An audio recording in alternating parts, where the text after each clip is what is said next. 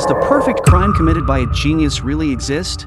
Next, I will be explaining some of the most mind-bending mystery films from around the world. Today, the film uncovering is The Skeleton Key. The story is tightly paced, filled with endless twists and constant psychological puzzles, and until the very last minute, you will never guess who the real mastermind is, and who is the one secretly being targeted. The story begins in a cold nursing home in New Orleans, where a nurse named Caroline is going through the darkest moment of her career. Her patient, Mr. Tucker, has just passed away, and the hospital management's cold, businesslike attitude makes her feel suffocated. Her coworkers impatiently throw away the old man's belongings, and even say indifferently that this is simply how the business works. But in Caroline's eyes, nursing is not just a job, it is also a form of redemption for human life. The reason she cares so deeply about the elderly facing their final moments is because she carries a painful knot in her heart. When her father passed away, the rebellious girl she once was did not stay by his side. This heavy sense of guilt is not only her emotional weakness, but also the deadly bait that will eventually lead her toward a path she cannot escape. Soon, a high-paying job advertisement catches her attention, $1,000 per week, full-time with accommodation included, located in the remote suburbs of Terrebonne, and the job is to care for an elderly man who is paralyzed after a stroke. As she travels toward the employer's house, the road becomes increasingly desolate, and halfway there she sees two blind elderly people wearing sunglasses. Even though it is a bright sunny day, both of them are wearing raincoats. This seemingly casual scene is actually a trap laid out by the antagonist in advance, using their strange clothing to plant the first unsettling psychological hint in Caroline's mind. Not only that, when Caroline stops at a gas station to refuel, she notices a strange detail, a circle of red powder scattered near the entrance, bones filling the room inside, and faintly, the sound of a baby crying somewhere within. A blind old woman suddenly appears, startling Caroline. After paying for the gas, she quickly leaves. Passing through a dark oak forest covered with hanging vines,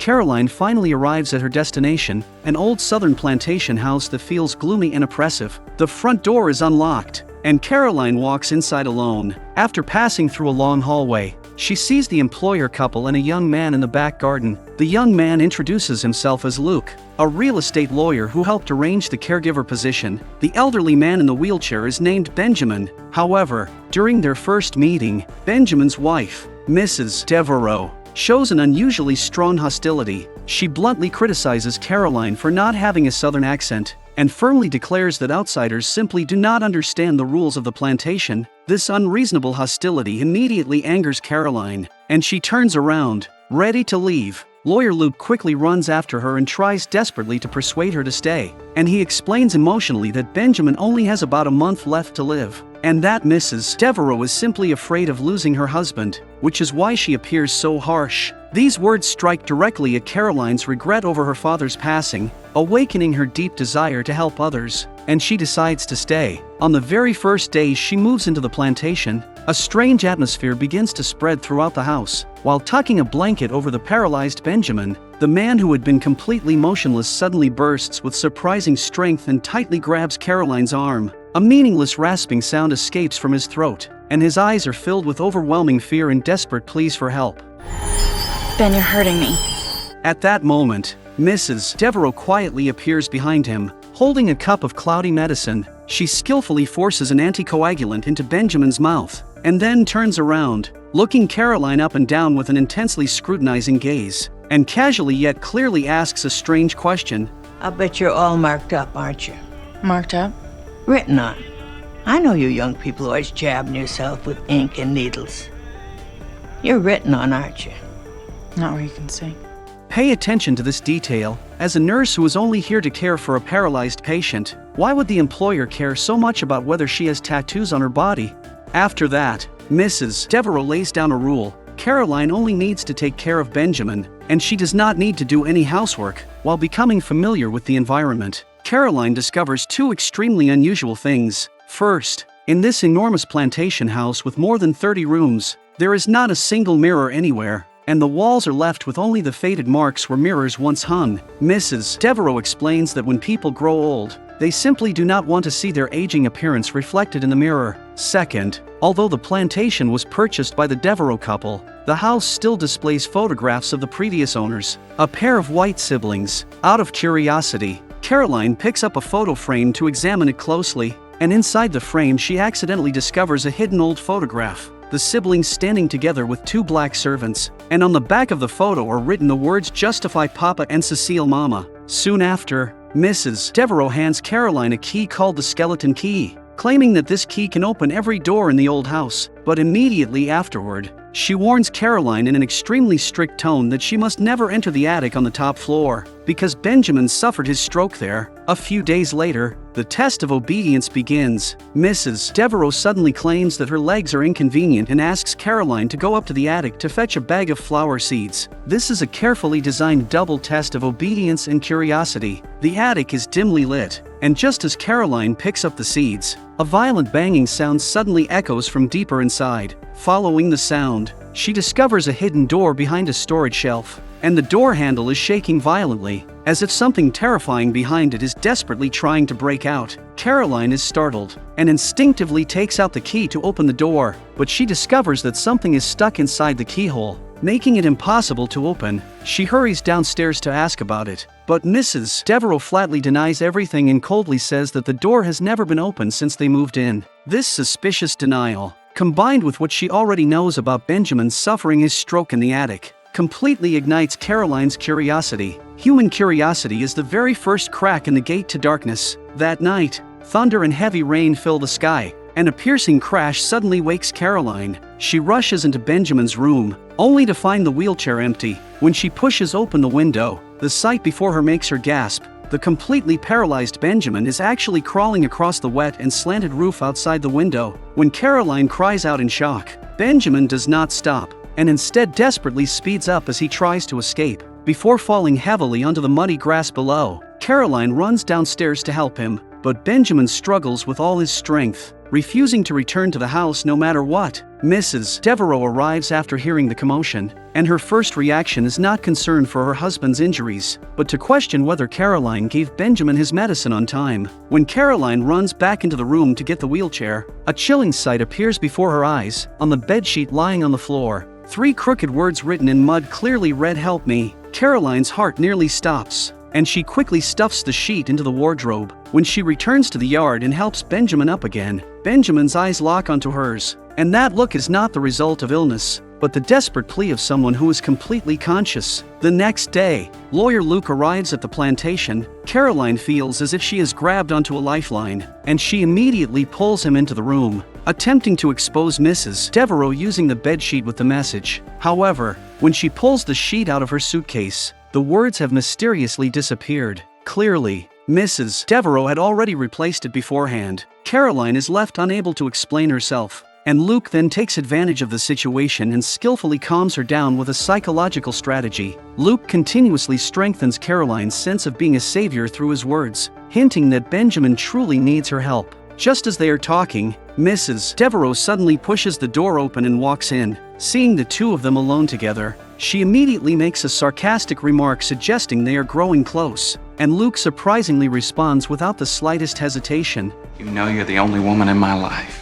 Caroline simply feels that the young lawyer is teasing his elderly employer in a playful way, but she completely fails to understand the chilling meaning hidden behind that line. While Mrs. Devereaux and Luke are chatting downstairs, Caroline decides to uncover the mystery of the attic herself. She sneaks into the attic again and uses a hairpin to remove the broken half of a key stuck inside the hidden door's lock. When the door finally opens, what appears before her eyes is an extremely unsettling ritual chamber: specimen jars, animal skulls, dolls with their mouths sewn shut, and a strange ring shaped like a 3-headed snake. Caroline opens a worn notebook, and inside it is a diagram of a ritual circle called the Supreme Protection Spell. Then in a corner, she also finds a vinyl record labeled Sacrifice. At that moment, the sound of Mrs. Devereaux's footsteps approaches. Caroline quickly hides behind the storage shelves, narrowly avoiding being discovered. Before escaping, she accidentally pulls down a dusty cloth inside the room, revealing a massive pile of mirrors. It turns out that every mirror in this house has been hidden inside this forbidden room, and Caroline's curiosity only grows stronger and stronger. Back in her apartment in the city, Caroline immediately plays the record. As the eerie and low chanting of the spell echoes through the room, Caroline's mind gradually begins to drift into a hazy trance. Just then, her best friend returns home, and her friend's aunt happens to be a devotee of occult practices. and she instantly recognizes it as a form of folk magic from the American South, casually saying a sentence that becomes the most important rule of the entire story. Well, it's psychological like a lot of that stuff. Can't hurt you if you don't believe. If you do not believe in it, it cannot harm you. This line is the greatest piece of foreshadowing in the entire film. To verify her suspicion, Caroline secretly brings a mirror into Benjamin's room. Early the next morning, the moment Mrs. Devereaux sees the mirror, she flies into a furious rage and even harshly scolds Caroline. When Caroline confronts her and threatens to quit, Mrs. Devereaux realizes she can no longer keep the truth hidden. She lights a cigarette and slowly begins to tell a terrifying story from 100 years ago. 90 years ago, this plantation belonged to a cruel white banker, and he had a pair of black servants working for him. The couple were famous in the area as powerful folk healers. During a grand party one night, the adults discovered in the attic that the couple were teaching the banker's 2 children how to perform dark rituals. Enraged, the banker had them hanged from a tree and their bodies burned. After that, misfortune followed. The bank collapsed. The banker took his own life, and only the 2 children remained, living in the house until 1962 when they finally sold the property to the Devereaux couple. Mrs. Devereaux claims that the spirits of the 2 servants have never left the house, and that if you look into a mirror you can see them inside it, which is why there are no mirrors anywhere in the plantation. This half-true and half-false explanation is a devastating psychological strike. Mrs. Devereaux deliberately shows vulnerability and uses a haunting ghost story to conceal a much deeper conspiracy. A few days later, while Caroline is washing Benjamin, she takes out a small makeup mirror she carries with her and decides to test whether what Mrs. Devereaux said is true. She holds the mirror toward Benjamin's face, and in that instant Benjamin explodes into a terrifying struggle, knocking the mirror away as if his very soul is being torn apart. Caroline is completely shaken, because Benjamin's fear feels far too real. She believes Benjamin has seen the ghost of the servants, but the hidden detail here is extremely cruel. Benjamin is not suffering because he saw any ghost, but because in the mirror he saw his own frail and paralyzed body. Determined to save Benjamin, Caroline drives through the night to a hidden occult shop her friend mentioned, which is secretly located behind a laundromat. There she learns about the strange power of red brick dust. If you sprinkle a line of red brick dust across a doorway, anyone who intends to harm you will be unable to cross it. At this moment Caroline still believes she is being clever, thinking that by using folk magic as a psychological suggestion she can cure Benjamin, whose condition she believes was caused by fear. She buys a set of purification tools. That night, while Mrs. Devereaux is not paying attention, she begins performing a ritual beside Benjamin's bed. As the incantation is spoken, a chilling moment occurs. A single tear slowly slides down the corner of Benjamin's eye. At that very moment thunder roars outside the window, and Benjamin suddenly manages to speak in a hoarse voice. The loud noise alerts Mrs. Devereaux, and in panic Caroline quickly hides the ritual tools, while Mrs. Devereaux casually says a few words and then leaves. This extremely abnormal lack of questioning causes Caroline's suspicions to tip completely to one side. The next day she goes to Luke and asks him to call the police, but Luke brushes her off with various excuses. Left to fight alone, Caroline makes an excuse and returns once again to the remote gas station, where she finds the blind old woman. The old woman tells her that the record contains the most powerful ritual, and that by offering a human sacrifice, one can steal the remaining lifespan of another person. The final piece of the puzzle falls into place, and Caroline finally believes she has uncovered the truth. Mrs. Devereaux has not only trapped Benjamin using dark rituals, but plans to sacrifice him in order to absorb his remaining life. Burning with urgency, Caroline secretly returns to the plantation alone, determined to conduct one final test. She secretly sprinkles a line of red brick dust under the carpet at the entrance of her room,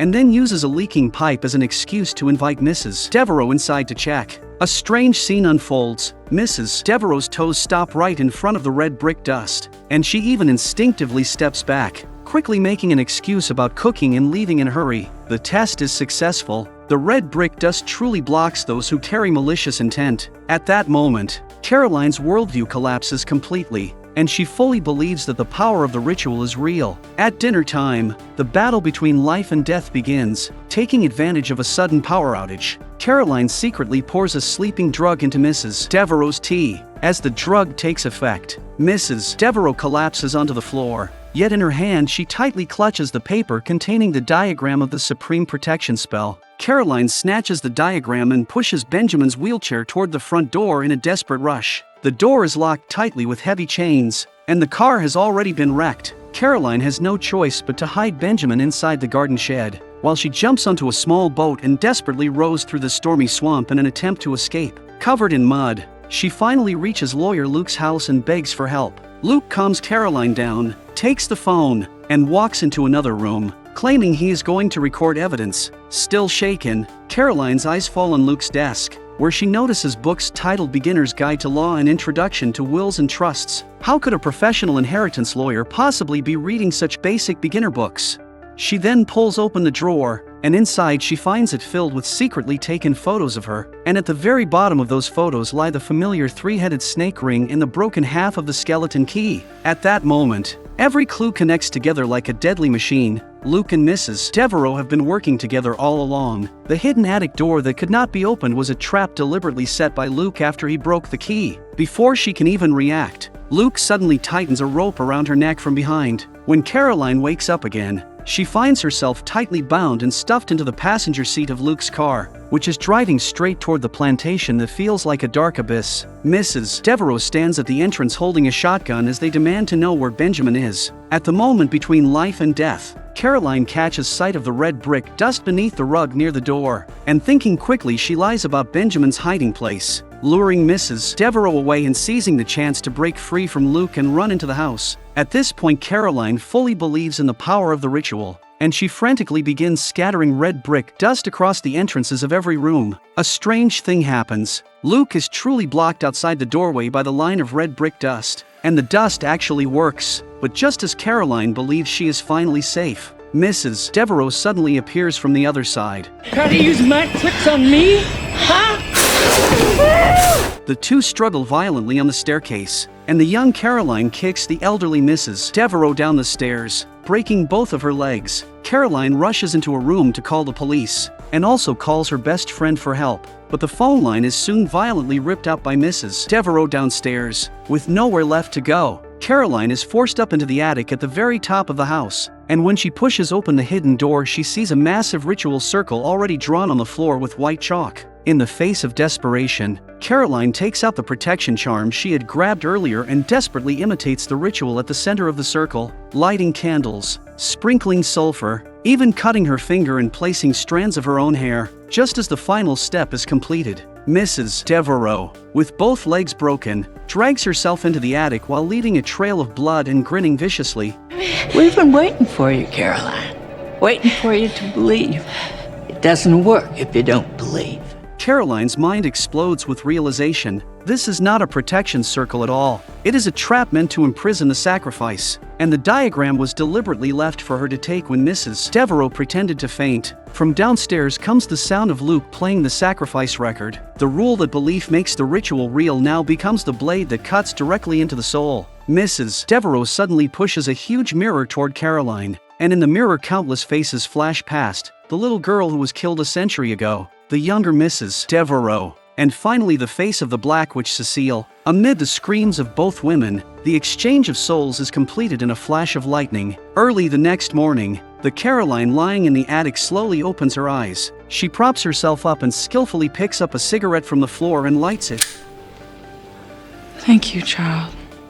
The true answer is finally revealed. The so-called sacrifice ritual was never about stealing someone's lifespan. It was about taking over another person's body. In 1920, the Black Witch couple were not burned to death at all, and before they were captured they transferred their souls into the bodies of the banker's two children. For decades, whenever their bodies grow old, they simply search for new hosts. Now the old sorcerer Justify has already taken over the body of the young lawyer Luke. The paralyzed old man Benjamin is actually the real Luke trapped inside an aging body. And the witch Cecile has just taken Caroline's young body for herself. Just as the sound of an ambulance comes from downstairs, Caroline's best friend arrives. The real Caroline, now trapped inside the old woman's body, cannot speak and cannot move, and can only stare at her friend with eyes filled with desperate tears.